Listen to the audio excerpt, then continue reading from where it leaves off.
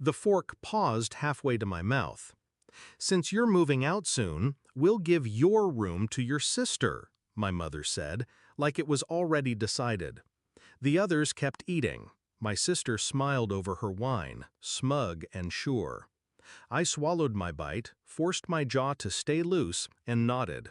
"Sure," I said. They didn't know I'd quit the lease a week ago, and that I'd taken everything with me. Backstory: the illusion of family. For most of my life, my place in that house was a role, not a room. Provider, peacemaker, the one who paid on time and asked for nothing. After my father left, I covered the rent so my mother wouldn't have to move. I handled repairs, bills, even groceries. It wasn't generosity anymore, it was expectation. I used to believe they appreciated it. That was before I overheard my sister tell her friend she couldn't wait for me to finally get out of the way. The first sign. It started with little things. My laundry accidentally ending up in garbage bags. My groceries disappearing overnight. The bathroom shelf I'd paid for cleared to make room for my sister's endless beauty products. When I confronted my mother, she just shrugged. "You're too sensitive." But the moment that sealed it came 2 weeks ago. I came home early and heard them in the kitchen. My mother, my sister, her boyfriend, laughing. "Once she's gone, we'll repaint the walls. Might even knock out the closet for more space," my mother said. They were talking about my room, like I was already gone. The decision. I didn't say a word. I didn't argue, because anger only feeds them. Instead, I smiled that night in my own bed, looking at the walls they thought they'd inherit. I'd worked too hard to furnish this space. Every piece was mine. Every lamp, every shelf, every appliance in the kitchen I'd bought because they couldn't afford it.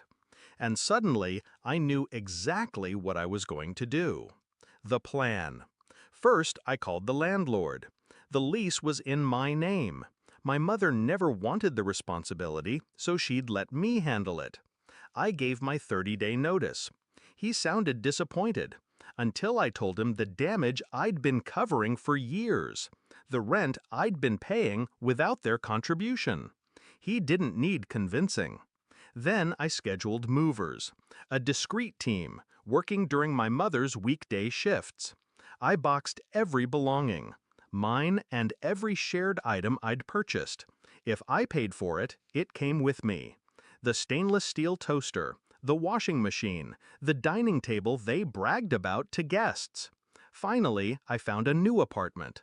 Smaller, quieter, mine. The setup. The night before the move, I played along at dinner. My sister mentioned again how she'd make the room her own when I left. I smiled. "I'm sure you will." The next morning, while the house was empty, the movers arrived. We stripped my room bare in under an hour. Then we hit the living room, the kitchen, the laundry area. Every item gone. What remained looked like an abandoned hostel. Bare walls, dented floors, the sagging couch they'd bought before I turned 18. On the counter, I left a neat envelope with the landlord's notice, my forwarding address, and the last month's rent receipt. The confrontation, family dinner. That night, I walked into the family dinner like nothing had happened. I'd timed it perfectly. My mother had come home late from work, too tired to notice the empty spaces before we left. Halfway through the meal, she dropped her little bomb. "Since you're moving out soon, we'll give your room to your sister." I sipped my water. "You should check the house when you get back," I said casually. She frowned, not understanding. My sister rolled her eyes, thinking I was being dramatic again. The realization. We didn't speak much the rest of the dinner, but I'll never forget the moment we returned. The door opened.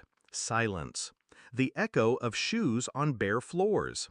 "Where's the table?" my sister asked. "Where's the toaster, the washing machine?" My mother's voice was rising. I leaned in the doorway of my empty room. "Oh, I forgot to mention," I said softly. "I ended the lease last week. Everything I bought is in my new place." Her face drained. My sister's mouth opened, closed, opened again, like a fish gasping for air. The aftermath. They called me selfish. They said I'd left them with nothing. I reminded them that's exactly what they'd intended to leave me with.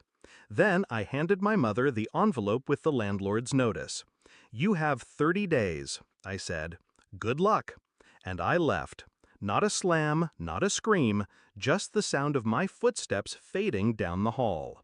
Reflection. People think revenge has to be loud to be satisfying. It doesn't. Sometimes the quietest moves hit the hardest. They wanted my room. They got the whole house instead. Empty, echoing, and slipping out from under them. I ate alone that night in